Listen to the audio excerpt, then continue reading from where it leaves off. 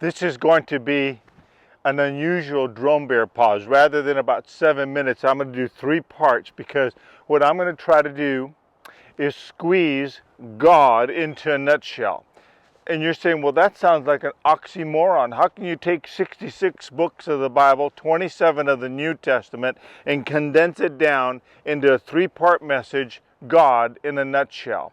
Well, basically, it has to be pretty simple, because when God is dealing with us as humans, He has to keep it simple. Yes, somebody once said that the gospel is like so shallow a baby can wade in, and so deep an elephant can swim in it. So there's something for every intelligent being on this earth within the confines of the Scripture.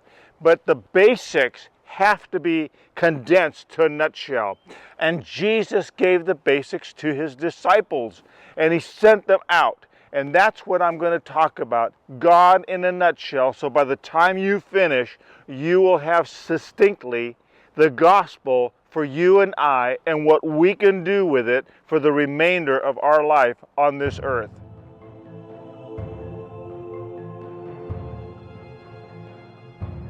This is a very difficult message for me to give, because I have to start with a question.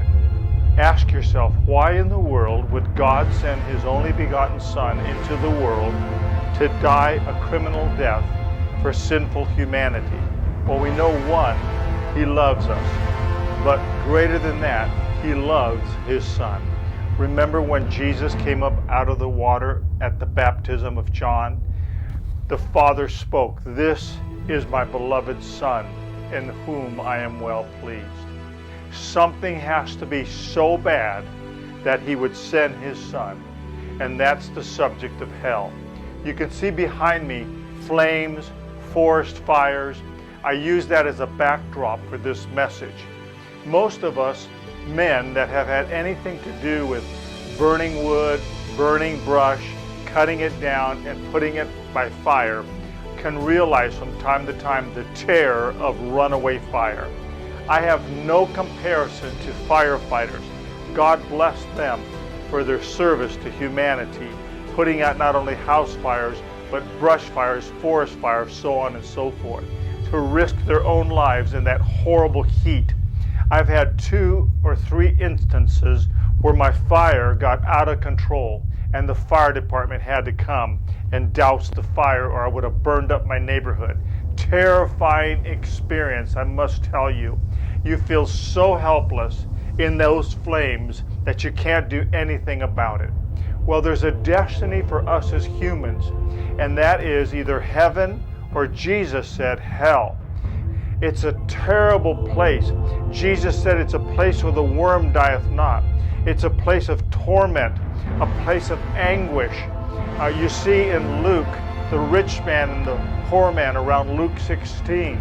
And the rich man is in flames and in torment, and he's begging Jesus, or in this case, Abraham, to get him out of that torment so he could warn his family. And so there is a warning that's set before you and I of the consequences of our sin without having the assurance of our salvation through Jesus Christ. And so when you see these flames, it should strike holy terror, holy fear into us because of the eternal destiny of our souls. I believe it's a real place. It's a place of torment, and it's eternal. It's not like we're going to only suffer for a little while and then God's going to say, well, I forget about you, you no longer exist. The Scripture gives us indication in the book of Revelation and other places that it's eternal torment forever and ever with no end, for the devil, the demons, and all the wicked to be thrown into. You know who the wicked are? The wicked are anybody who've rejected Jesus Christ and God's plan of salvation that He's offering free by receiving Jesus. So God in a nutshell, part 1 is essential to understand as we move into part 2 and part 3.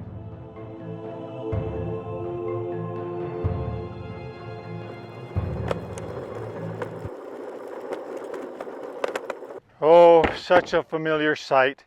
Most husbands or sons will hear the classic statement from mom or an older sister, it's time to dump the trash out. So I grew up the only son, 3 sisters.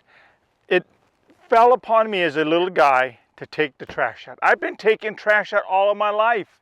It's such a habit, and frankly, I don't really mind taking trash out. In fact, I'm going to tell you a secret.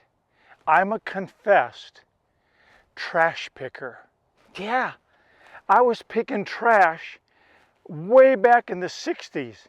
And then when I got my driver's license in 65, I'd take my 56 Ford up and down the Santa Monica alleys, and they were all over the city. And I'd go before trash day, and I'd cruise up and down and look for cool stuff to collect and put in the back of my station wagon. And then came the golden years where I got married in 1972, and we were so poor, I would go up and down the alleys to look for things that we could put in our house, like maybe an end table or a coffee table. And in fact, our first full-size bed was a rattan headboard that I got out of the trash in Santa Monica going down the alleys. I was so proud of it. I spray painted it black and got it nice and clean, had the cool rattan curly cues all over it, and there it sat. It really spruced up our bedroom. And so, yes, I've been picking trash for years.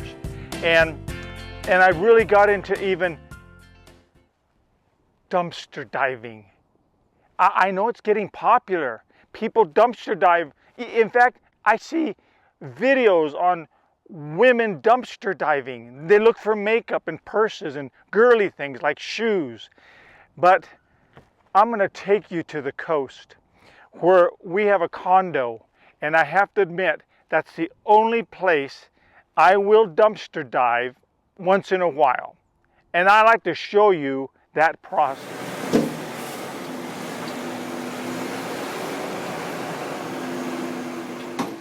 I told you I'd take you to my dumpsters. I'm here on North Padre Island in our condo. There's about 200 units here. So we not only have one dumpster, we have 2. When I take my trash into the dumpster, sometimes I can't help myself. I see something so good, I go like, wow, who would have thrown that away? And so what I'll do oftentimes is I'll get it out, and I don't have the heart to leave it in there. It's so good. But I know that people aren't going to go into the dumpster. Are you kidding me? Most people don't want that stuff. Yucky. So what I'll do, out of the kindness of my heart, and just to hate to see something so good, I'll set it on the outside of the dumpster, and I put a little note, free for the taking. And without 10 minutes or so, poof, it's gone. Do you know why that happens? Because people don't mind if it's outside, but they won't go into the dumpster. Could you imagine some royal dignity or someone that's wealthy to come into a dumpster to get something? Like, ooh, I want that. No, they wouldn't touch the thing. Like, it's beyond their dignity. I'm not going to go into the dumpster. No way. I have pride. I am clean. I'm aristocracy. That is all a sham. Let me tell you another thing. Sometimes when I don't find something here, the cool thing is I have 2 dumpsters. So I'll look in this dumpster and I'll find something. I'll clean it. It's like a treasure, and wash it. There are things over the years that my wife and I have picked up. Not so much her. I don't want to put her in that light. She's too dignified. But I have picked up. And maybe she said, that looks good, and she'll send me out there. But you know what? I'll clean it up, put it in the house, and people inevitably will say, that is really nice. Where did you buy it? I'm not going to tell them where I bought it because I didn't buy it. I got it out of a dumpster or out of a trash can in years past when we were so poor and we decorated some of our house with things that we found. But God did that for us. He came down into this world. The Bible says it's his footstool. God describes earth as a footstool, and that's because in the Hebrew culture, it's as low as you can go, boy. You can't go any lower than a footstool. With this Hebrew culture, it washes everything and likes being cleansed. To talk about the earth as a footstool, that's so undignified. Well, God loves us so much that he sent his son into a manger. That's as low as you can go. Could have been a house or a palace. Jesus was born in a manger. Why? because God is trying to show us, I'm going in the dumpster. I'm dumpster diving for you guys. You're full of trash. All your good works is filthy rags. I see your filthiness. So I'm going to send my son into a filthy world to redeem you by his paying the price of redemption, a perfect sinless life, sinless, willing to go into the dumpster and stay sinless. Why? To rescue us. We're supposed to be in the dumpster going, help, Lord, get me out of here. I hate this place. But there are people that will stay in the dumpster. In fact, so ignorant they may not even know they're in the dumpster. God is revealing to us through the prophets, through the scriptures, to the pastors, that he's wanting to rescue us and make us his earthen treasure. That's what we are. We're earthen treasures. And he'll take us and polish us up and cleans us. And then he puts on a robe of righteousness. And he goes, this is what I'm doing for you because of my love for you. I love you so much that I'm going to clothe you in my righteousness. And God wants to clothe us and make us new creatures. Are you appreciating that? Have you reached out and said, Lord Jesus, I don't know where these videos are going. They may be going to you and you feel like you're in a dumpster. Jesus says, I have clothed you with my robes of righteousness and I will redeem you. Corrie ten Boom said something so profound. A prisoner in a concentration camp who later saw prison guards converted. She said, there's no pit too deep that the Lord is yet not deeper. If God would save a Nazi prison guard, imagine what he can do with you and I. He'll take all of us from the guttermost to the uttermost.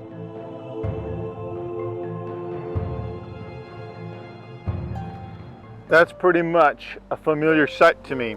You see, I was a fisherman. I wasn't always a fisherman, but I was a fisherman for a season of my life. And I'd like to show you that I even have my official fishing hat. And it has all the lures to fish with, and it's so cool.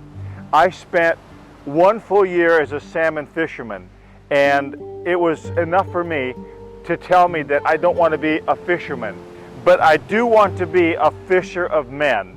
And so that's what I'm going to talk to you about. I'm going to talk to you about how God, in a nutshell, has called us to be a fisher of men. You know how Jesus was with the disciples for 3 years, and he was training them. Disciple means learner, and then he sent them out as apostles. Well, you don't become an apostle without being trained. So Jesus spent his time training the disciples how to be evangelistic, how to share their faith. He sent them out 2 by 2. He had them report what God did. And then he coached them and taught them the techniques on how to share their faith with people and how to win them to Jesus Christ. I remember in Bible school taking classes on evangelism. We used to go to UCLA and we'd go on campus and talk to the students. And then we'd all share what was the insights that we learned and how we could get better. And it's kind of like fishing. When you have fishing, you take lures and you use those lures for the attraction of the fish.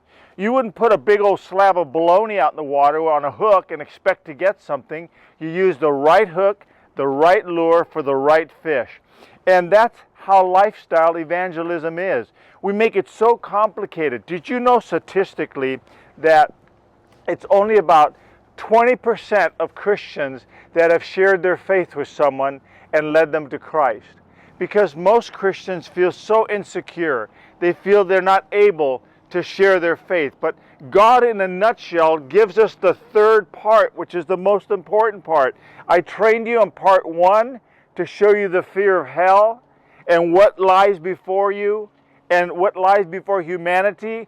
Part 2, I trained you that you need to trust me and know that I will rescue you from the dumpster of life.